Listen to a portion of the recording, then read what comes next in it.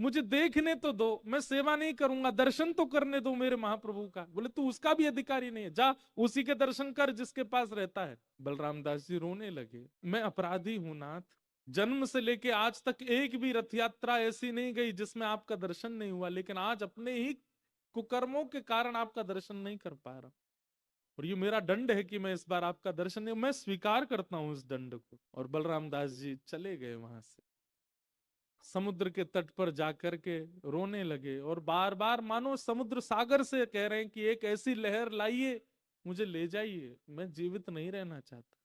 लेकिन क्या करें, तभी मन में आया अपनी सेवा तो मैं कहीं से भी अर्पित कर सकता हूं, जरूरी क्या रथ के आगे बैठूं। तभी एक बालू का, समुद्र की बालू का रथ बनाया, और उस बालूका के रथ में दो गोल गोल लड्डू एक के ऊपर एक धर दिए, जगन्नाथ जी बन गए रथ के अंदर विराजमान करके, और दो ऐसे गोल गोल नेत्र पधरा दिए और बैठ गए सामने हाथ जोड़ करके। बलराम दास जी अपनी नित्य की, हर साल की जो उनकी सेवा है वही करने लगे। जैसे ही सेवा प्रारंभ की बलराम दास जी ने गायन करने की, महाप्रभु जगन्नाथ जी का रथ चल पड़ा था, फिर वही हुआ, रुक गए जगन्नाथ जी, लोग खींच खींच करके हार गए, लेकिन महाप्रभु जी का रथ बढ़ा नहीं आगे।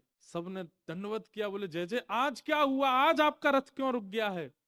अरे हमारे यात्रा का नियम है कि जब तक बलराम दास संगीत सेवा कर नहीं देता तब तक हमारा रथ आगे नहीं बढ़ता। अरे प्रभु, आज तो उसको हमने सेवा से हटा दिया, वो वैश्यागमन करता है, उसका आचरण अच्छा नहीं है, निकाल दिया हमने, आज बलराम दास सेवा नहीं करेगा, आज आपकी रथ यात्रा ऐसे ही होगी। ठाकुर जी बोले पर सेवा तो मेरी हो रही है, बलराम दास तो पद गा रहा है और मैं सुन रहा हूं। बोले कहाँ गा रहा है, यहाँ तो कोई बलराम, बोले यहाँ नहीं गा रहा है, उसने मेरा एक और रथ बनाया है और उस रथ को भी नंदी घोष रथ की तरह तैयार किया है, उसमें मेरा स्वरूप विराजमान किया है। भगवान के रथ का नाम है नंदी घोष, और उस रथ में मैं बैठा हूं और बलराम दास गा रहा है। अरे आज मैं यहाँ इस रथ में नहीं हूं, मेरा रथ तो वहां समुद्र के किनारे बलराम दास जी ने बनाया, वो मेरा रथ है, और आज मेरी यात्रा वहीं हो रही है, आज इस रथ में मेरी यात्रा नहीं। पंडित जन सब कहने लगे, बोले नाथ यहाँ लाखों लोग आपके दर्शन को बैठे हैं, आप ऐसा क्यों कर रहे हैं?